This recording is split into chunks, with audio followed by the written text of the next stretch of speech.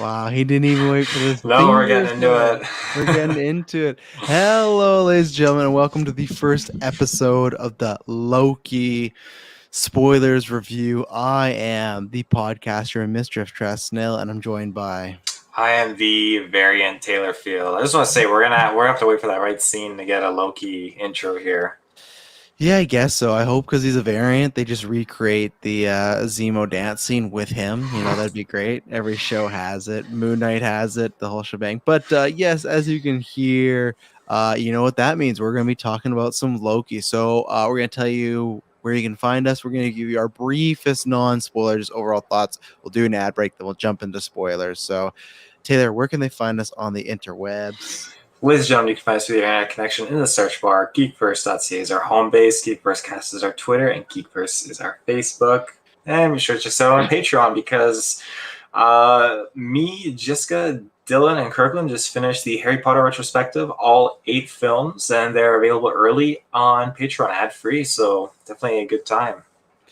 Yeah, no, you want to head over and get those because those bad boys won't be coming out at least for another year. And we got a bunch of other episodes up there, ad-free, exclusive, and early. The good thing is with our restrictions done, we're going to get back into the Spider-Man commentary tracks. Before we were going to record one every year, but now with Spider-Man No Way Home, I'm like, nah, let's just record them all this year because we kind of have to build up to it. So Spider-Man 1's up there already, but we got to record 2 more Toby ones and 2 more Andrew ones. And, oh boy, I think those are going to be tons of fun. So Patreon has ad-free, exclusive, and early episodes. Go there. You can get all that for as low as $5, and that helps support itself big time. Thank you everyone that's been listening for all our reviews. We got a Conjuring review, Quiet Place, Corella, a whole bunch of stuff. And then next week, we're going to be covering E3 out the ass. It's going to be tons of good times, and Loki every Wednesday. So you can watch live or you can check out on the podcast feeds. I hope Kirklin will be here next week. He said It's a gamble. even this morning he's like, I'm getting giddy, guys. I'm getting excited with Loki, and then doesn't seem like he's here, so he may have fallen asleep. Oh, he's not as excited as he was for fucking Winter Soldier, it seems. I guess not. So Taylor Field, let's get right into this. What did you think about the first episode of Loki? Obviously he's back. We lost him in Infinity War. Well, we lost him in Thor 1. We lost him in Thor Dark World. We lost him in Infinity War. But he's returned to us once again with glorious purpose. Did you think this was a glorious first episode? Sorry, I got distracted. I noticed like something wrong with my mic settings on my Audacity. I thought it was a very, very good first episode. I thought it picked up right where I wanted to pick up. It got right into the mess of things that I was hoping it would tackle, and I felt like a lot of stuff that was in the trailer was unveiled in this first episode, which is always a major crowd pleaser because that means there's a whole lot of stuff that we haven't seen yet that I can look forward to. But I think we got a lot of revelation on just Loki and his character, and especially his character, I would say at this time in his life, but I feel like his character just in general, I feel like we got to dive a bit more into that we didn't get to see in previous films. So I think there's a lot of opportunity with his character and the direction they're going to take him, and I'm very excited to see what they're going to do with it, especially because, again, the episode has a big cliffhanger, obviously. It has a nice setup for what's to come, and I'm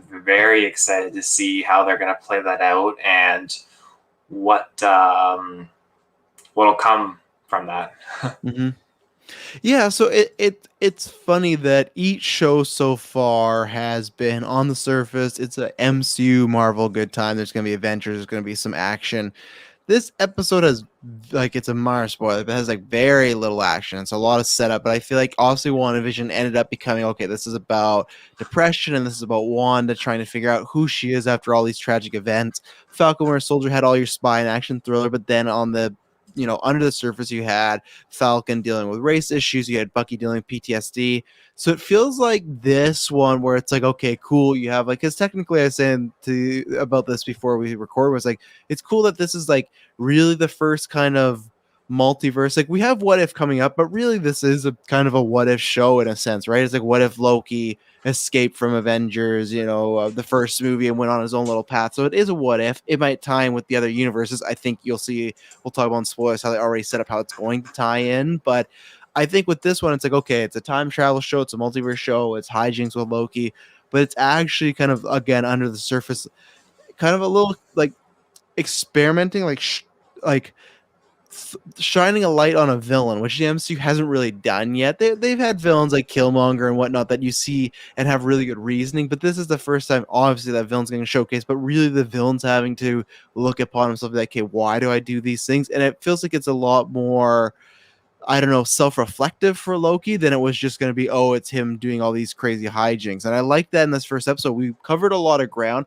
I think it is going to be a slow burn show. I think next week will be faster paced, but I feel like this is going to be similar to Falcon Winter Soldier, where it's 6 hours, but it's going to be like, feel like a one long movie instead of WandaVision, where if like every week it's an episode. This feels like this is very much like, I don't know, the first half an hour of a movie, even though it's like longer than that, it feels like a lot of setup. So I really enjoyed it. I'm going to be interested to see where we end up. I think, like, I agree with you that they had it on a good cliffhanger. They introduced some fun concepts. I really like the TVA and everything they've done here. I like just the scale of like where they are, the score, everything like that. So I think it was a really good setup. Is it like a kick down the doors, like holy shit, like episode? No, but I don't think that's what they were going for. I think we will get those, but I think this one was really, okay, how do we tackle Loki dealing with himself? And then obviously this TVA thing is, because we talk about it, we like, obviously you and Kirklin haven't read the TVA, but like once we see a preview, it's like, okay, we talk about on podcasts, we look up on a Wikipedia, I've read some of it. So it's like,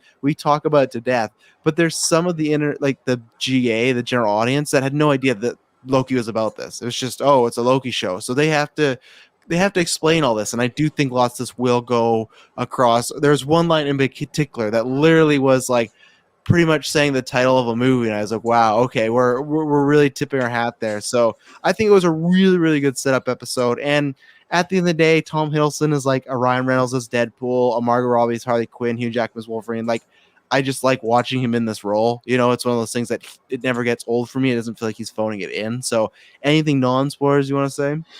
The score I really like. They keep Mm-hmm. just doing such a good job with it. So, yeah. So, ladies and gentlemen, we'll be right back after this ad break, and then we're going to do a deep dive into Loki spoilers. So we'll be right back. And we're back. We're back, Mr. I hear mouse clicking away over there. Do you have it? Yeah. I think he keeps doing. Oh yeah. Yeah, Oh it's yeah. So where do you want to start with the spoilers for this one?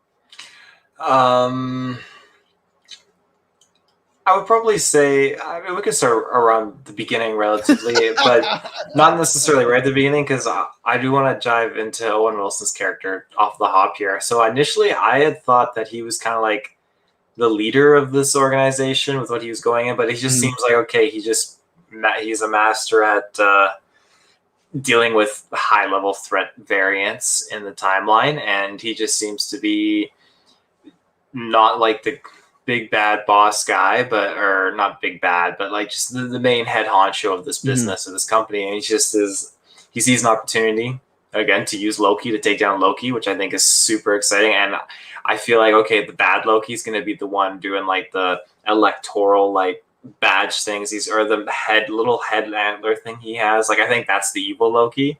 And I think we're going to see some Loki on Loki action, which is pretty cool. And I have questions afterwards about this main timeline thing.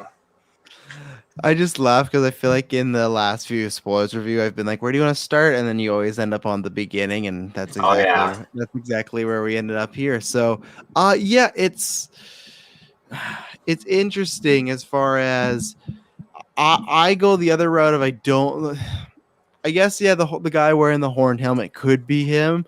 I think this is where we're going to get one of the other versions of Loki. I don't think this is Kid Loki, but there is a female Loki. And I think the fact that they were cloaked at the end of a reveal, to me, seems, there has to be a reveal. Because if it was just evil Tom Hiddleston's already evil. But if it was just another Loki played by Tom Hiddleston, I think they would show that. I think the fact that they didn't means there is some sort of reveal. Maybe, hell, it could be Kid Loki, but I think it's either Lady Loki or you'll love whatever. I don't know who he played in Rise of Skywalker, but Richard E. Grant is cast as this, and lots of people have been saying he's going to be playing like an older Loki. So I think whatever that Loki is, it is somebody that we've obviously not met before, but I don't think it's Tom Hiddleston. That's what I'll say. I think unless and if there's a shapeshifter, so maybe it could appear that way at first, but I think it's going to be one of the other versions of Loki's in comic books and whatnot to kind of go through that route. And I think Richard E. Grant works because they say, hey, that's an older Loki, and then Lady Loki is like, well, it's a completely different sex, so that's where you can have some fun with it and everything like that. So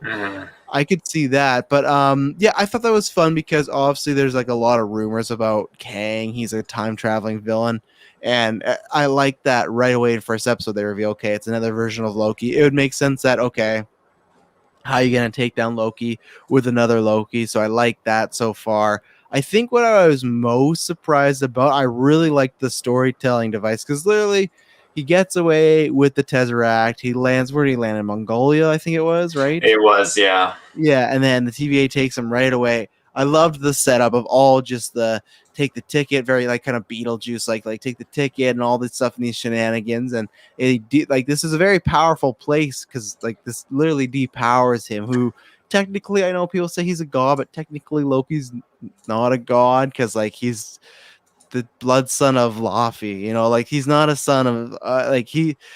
It's a gray area, but I don't think he's a god the same way Thor was a god. But so you mean Thor could use his powers in that area?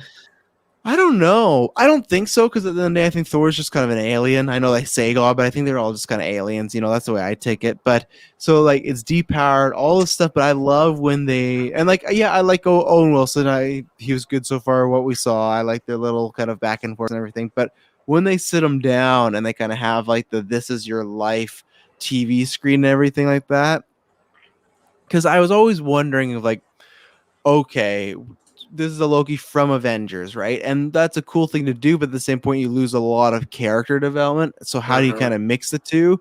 And not that it's a cheat, but it kind of is. But it's good because it's not necessarily. It's very much like White Vision and WandaVision finale, where it's like he hasn't lived those moments, but he sees a bunch of them. Like once his mind's reopened, he sees all those moments again, right? So it's like obviously he did, and it's almost worse because he's taking in like his mom dying, his dad dying, Thor, all this bad stuff That's happening. a lot to handle. Him dying, yeah, in all matter of seconds. So it's the thing of like, how is this Loki going to respond to the same stuff? Because it's just like an information overload. And I just thought, okay, it's good to show him like, because him and Owen Wilson are talking back and forth about why do you hurt people? Do you like it? Why do you do all these things? And when he shows him like, you were the one that killed your mom, you can see the guilt in his face. And I thought, okay, they're getting us that kind of, oh, Loki, he's done bad and he's getting on the path. But for Loki actually to go and see his own death, that's got to mess somebody up, because it's just like, especially like this episode opens with the line that he said in Thor 1, my name is Loki and I'm burdened with glory and purpose. Or I might have said that maybe the first time in Avengers, but either way, it's like this life that he always says that he's burdened with glorious purpose. It's like, well, only a few years later after the attack of New York, you get killed by a major purple alien, just your neck snapped and that's it. And it's like his life, not that it amounts to nothing, but I think it amounts to a lot less than he would have thought of. So I feel like that's a really kind of like, I don't know, humbling experience to see that happen, because he's literally up in this point, he's just like, he's probably unstoppable. He could find a way out of it. But now he's seeing, okay, no, there is an end of line to my story, and it's not a great one. So what did you think about Loki kind of getting that very quick, I guess, semi-history lesson just brought into his mind through the TVA and Owen Wilson, seeing all these events that have happened to him in the main MCU storyline? Yeah, I mean, you hit it spot on. It's definitely like Snow Vision's kind of memory relapse thing, but it's I think this Loki is much more impacted compared to the Loki we got in Dark World, where this one is just, he was coming off being arrested, but he immediately knew, okay, there was the Avengers that were breaking time rules by coming back and doing all this stuff, which again is, I think, very biased, but that the TVA lets them, yeah, it's supposed to happen. Okay. very biased if you ask me, but it's acceptable. Whatever.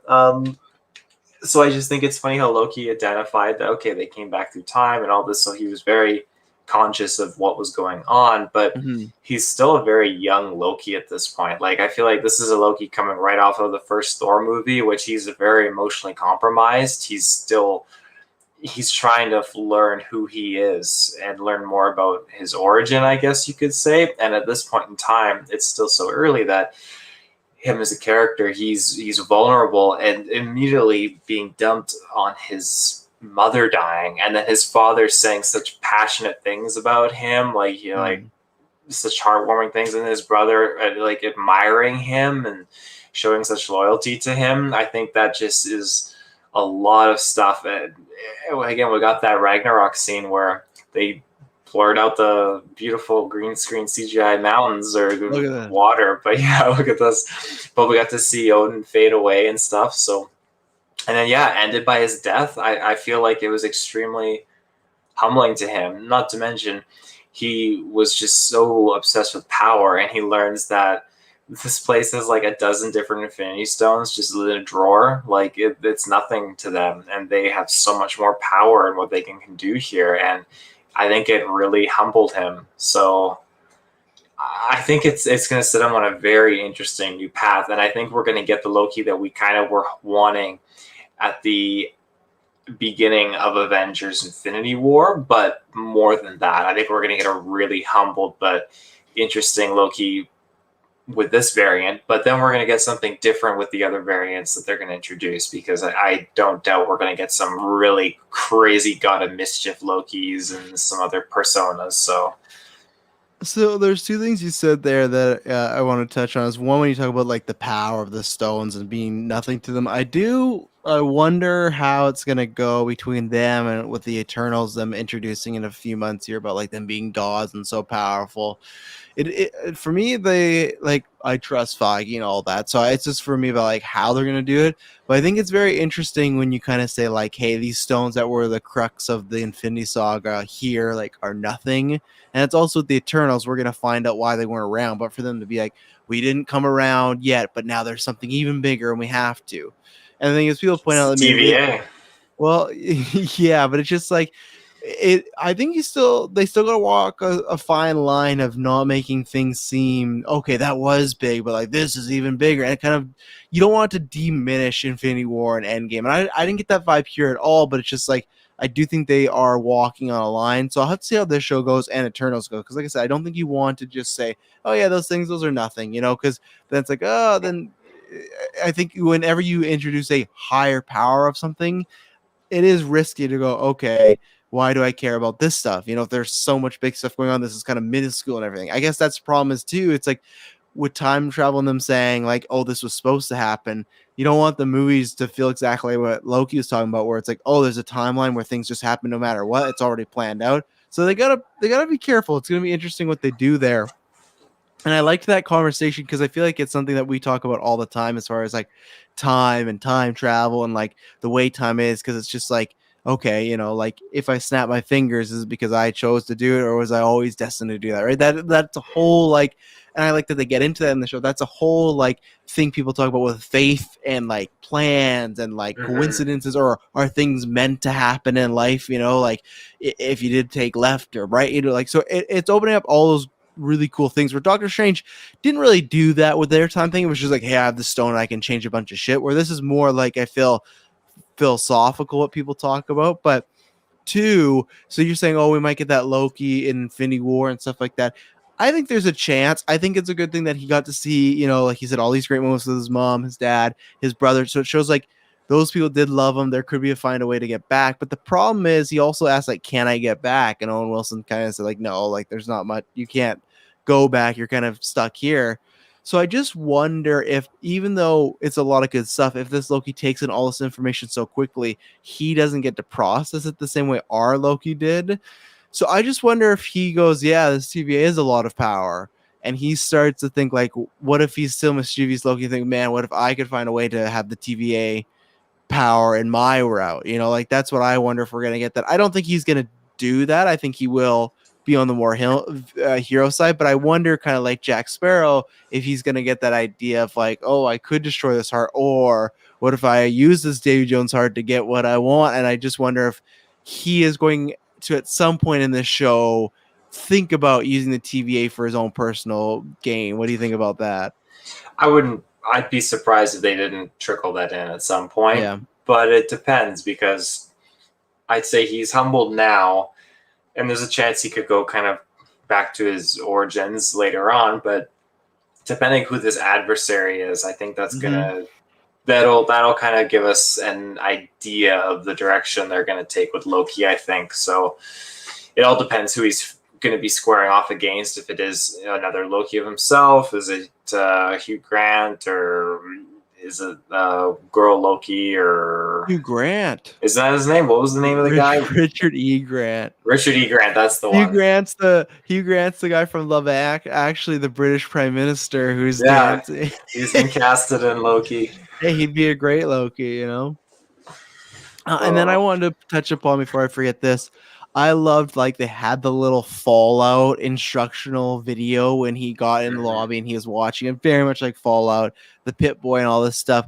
But I literally love they're talking about what a time variant is and everything like that. And they're talking about, like, they're showing the stream of time, and they're talking about the 3 Time Lords and stuff, which I wonder if will mean. But they're like, oh, and the reason we are here because we have to watch, because if something branches off, it could create madness. And then it literally was saying the word multiverse was on the screen. Wow, this person was saying madness. So it is interesting, because the guy who wrote this, he's on the showrun, but the guy that wrote this, Michael Walden, he's the guy that's writing Kevin Feige's Star Wars movie, but he also wrote Doctor Strange 2.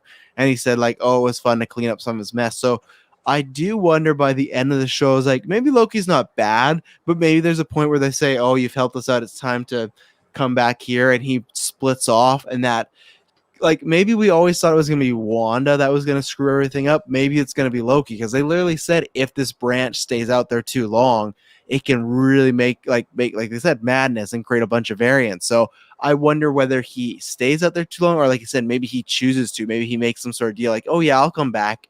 But at the end of the show, he tricks them and he tries to, maybe he wants to get back to his original timeline. Maybe he just wants to live, whatever it may be. He doesn't want to be part of the TVA.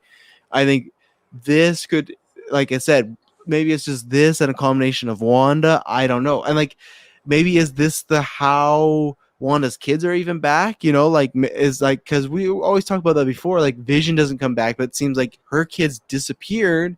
But all of a sudden, at the end of the finale, they might be maybe back. Like so variants of them. Well, yeah, they could hex. be variants, or like that's thing. Like, is it like exactly where these timelines are mashing up? So it's like he's pulling these kids from the timeline where they're alive into another timeline where they're dead. Like, and like I said, we're all new to this, but they showed this graph obviously in Endgame when the Ancient One was explained to Bruce, and then she showed all the strains. But again, they showed like, if a variant sticks around too long or causes too much trouble, it can get really messy. So yeah, I really liked that shout. And like I said, they literally used the word madness. So I feel that there's some breadcrumb laying there, you know? There's a lot of breadcrumb laying. Again, there's going to be a lot of people saying, oh, Mephisto. I understand it was the horns that the boy was referring to. So I'm assuming that's the Loki thing, unless he really did, like, maybe that was a separate case. Maybe that wasn't the same evil variant that was causing a ruckus. Maybe Mephisto don't do it. No, don't do it. I even like, because at one point, didn't they hand him like a candy, and it said like it had a devil on it, or it said something about the devil? The guy was like, oh, the devil left his treats or something. Right, like yeah, that. and I was like, oh my god, like the fact that these MCU shows kept referencing the devil, like, you know, they could use this one long Kong for Thanos. But no, I think you're right that the horn guy is like that's Loki wearing a helmet and stuff. And like you brought up the adversary, maybe he is on the right path, but what if when he meets this other Loki, they try and get him on the wrong path? You know, they kind of be like, hey, like, I never got brought to the TVA, and you did. You have all this knowledge. You could easily take them over. And I think that's what'll be different, though, because I can't see really 2 Lokis being the 2 main head honchos and trying to both be bad. I No, could. I mean like Cause, he'd help them get the other variant, but while that's going on, he has his own plans to. oh yeah, I, 'cause I don't think he'll be. I don't think he's gonna be full villain, but like I've said before, we talked about this. You can check out. We just reviewed Loki: Journey in the Mystery for Comic Book Virgins. That kind of Jack Sparrow, like you can never trust him. Like yeah, he's a good guy, but like I said, if he's using the TVA for like personal gain or something like that, like I guess I don't know. Like, what do you think by the end of this? Where is the state of Loki? Is he in flux and missing, or is he just like a TVA agent now who's really good? Like, obviously, it's 5 weeks away, but as of right now, for the few little for fun, where does he end up when the show ends? Because I don't think it's dead. I think he'll still be alive. I think maybe this is too bold. I think you could have him kind of proving himself, and at the end of this, taking out himself and working for the TVA and humbling out. And I think we could get some crazy scenario, and maybe it is Wanda breaking through the time barrier into another multiverse, trying to connect with their kids, and Loki is coming into play here, and then that leads right into the multiverse of madness with Doctor Strange. I think we're going to get a main story with Loki and his journey and his character development, and at the end of this series, we're going to get that opening and segue to Multiverse of Madness. I don't think this show itself is going to focus on one story leading to it. I think the ending will be like, okay, this is what's really going on, and Loki will be ready to dive into it with everything he's learned from fighting himself and going on this adventure through the series. Yeah, because like, what about what about? Is there a chance that let's say he's just an agent, he's hanging out and everything like that, and like they throw a file on his desk. He's like, "Oh, here's some new variants," and they're his like the Wanda's kids. You know, like that would be just a fun way. It's like it's not a huge tie-in, but you don't have like it's an acknowledgement. I don't know because like. Or does he just end up randomly in Doctor Strange's world when he's trying to escape the TVA? Nathan says your dedication is commendable. I'm not sure if you guys woke up super early or staying up mega late.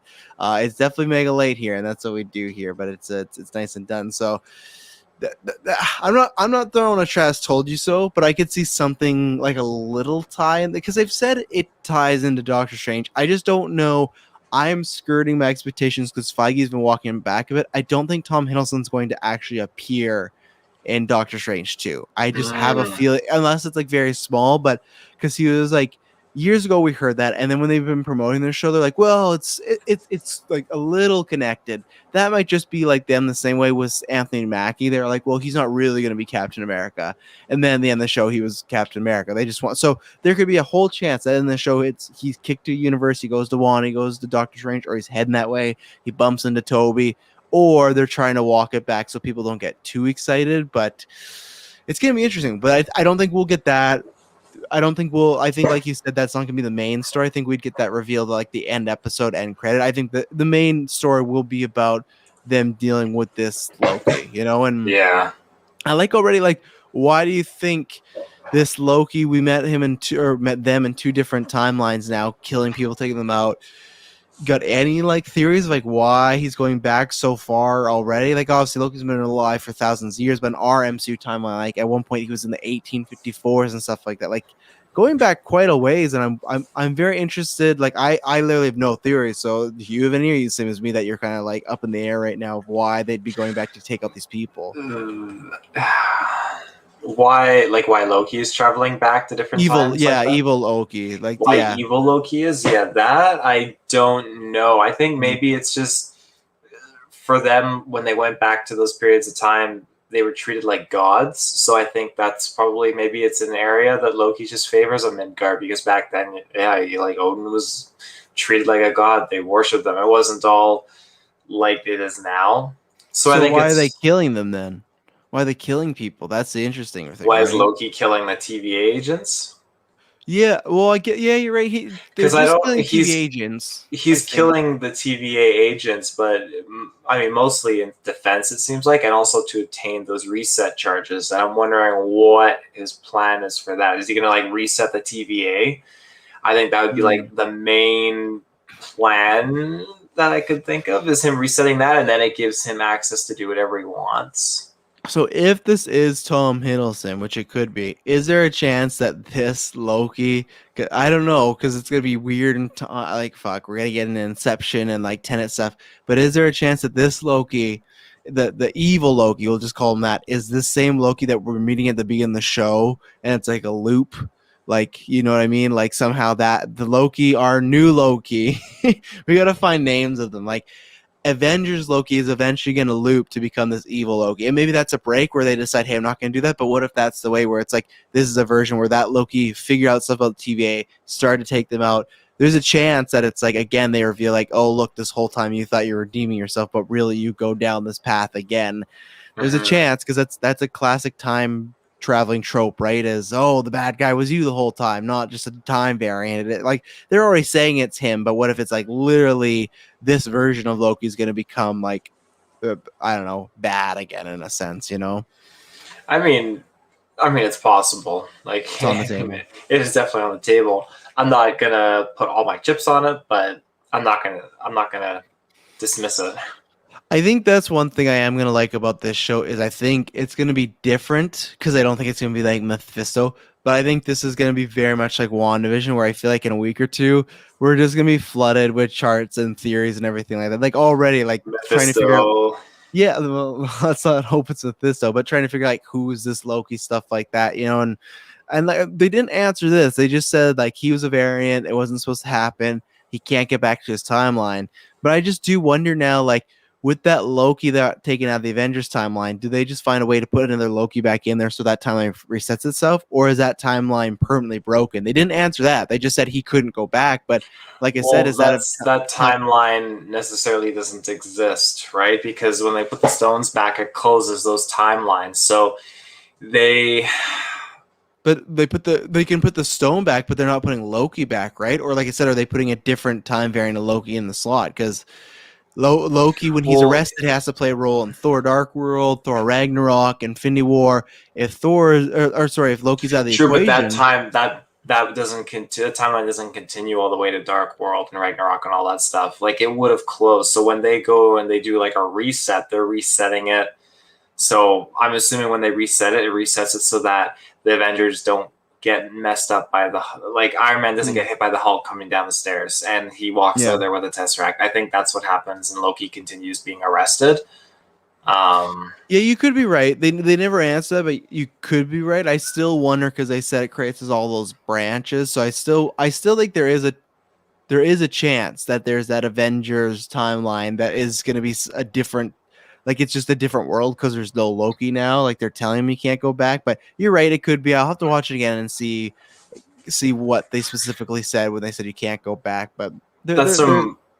Sorry, go ahead. no, there's a chance. You're right. I guess I don't want that to be because I like the idea of there's a timeline with no Loki. Because like remember we talked about in Endgame where there's that timeline that in 2014 is really good where there's no Thanos because Thanos came into in that world. So like with Guardians everything like that, that's a fucking great timeline. No Thanos, no snap happens whatsoever. So that's why I kind of still want them to stay open, but maybe that one again because the TVA can say, well, that timeline's supposed to be like that, where this one's not. I don't know. It's gonna be one of those time travel. Jessica's gonna hate this fucking show, you know. Oh yeah, I mean we got time travel like branched off timelines that have their own branched off timelines now. Jessica's Yeah. gonna lose her mind. Is there anything else specifically? I liked all the actors that we met in here. There's some fun comedy. I didn't think there was too much comedy. I think it was good weighted. I think it was weighted anything more, it'd get a little too like I don't know, a little too kind of I don't know what the word is. I don't want to say comedic because that's MCU, but maybe just a bit too. Yeah, I'm not giddy. I don't know. Just something about like I don't want to feel just too playful. Maybe that's it. And I think at the end they made sure that it wouldn't be playful with the other Loki, with him watching the stuff. But it felt very like, oh hum, you're in this little fun room and there's adventure and we're beating up. Like I do want to have a serious stakes at some point. But by the end of that episode, I was sort of like, okay, we'll get there. So anything else to shout out? No, just what I already showed up before. The score was awesome. Again, like Tom Hiddleston, just he did such a good job going back to that first Avengers movie, Loki. Mm-hmm. He, just very, very awesome. Owen Wilson was fantastic.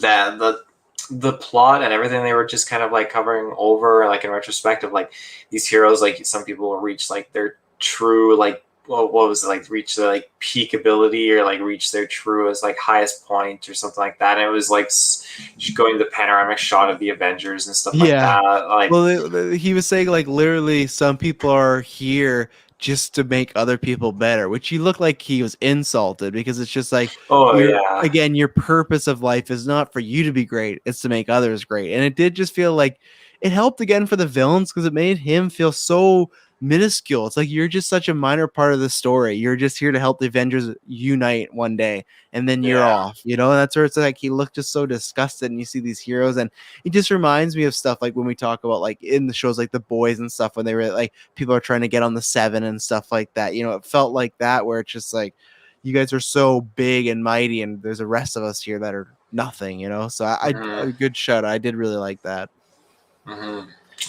But I don't think I have anything else. Well, there we go, ladies and gentlemen. So let us know on YouTube, Twitter, and Facebook what you thought about this episode. Like we said, I think it was a good episode, good setup. I will wait till the end to rate it. Taylor, are you going to wait till the end or are you rating episode by episode? You always change it up. Oh, I'll just wait till the end. It seems to be the trend of this I these feel like you, days. with WandaVision and Falcon, you did that for first episode and then you forgot, so you just did it near the I end. know. But I shouldn't do it at the end because sure enough, I'm gonna have some fan just give me such shit like, "Oh, you thought it was a 10/10, blah blah." That's all I need. yeah, I think we both obviously can't say recommend because we're in spoilers, but I think we're both looking forward to it. Hopefully next week we'll get to hear Kirklin Patcher's thoughts and hopefully he Yeah, I enjoyed it. really want to know what he was thinking. Wait, so when Loki went to the TVA, they put in their Loki on Earth, and Nishino said, and that will, That's an assumption. It's perspective. yeah, that's what Taylor. I think that's a theory he was pro. Because to me, like I said, I have to watch again as it's 1:48 in the morning and stuff like that.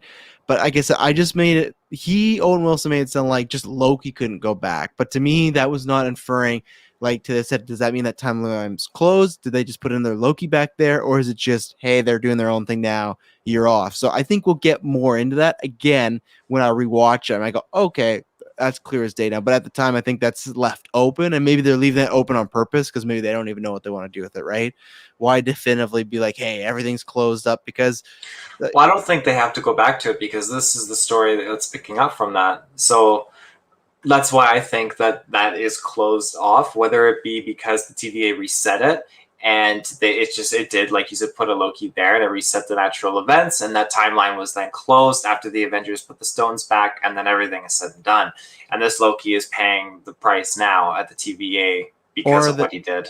or are they just lying to him and saying he can't go back? What if midway throughout the show he figures out that you like? What if this evil Loki says like, no, they're lying to you. Like you could find your way back, and that is a part of the reason why he maybe starts to question the TVA as well, right? Because they get. What if Owen Wilson's just feeding him a line of bullshit to try and get him to do what he I wants? wouldn't be surprised. That Yeah. definitely it's on the table as well.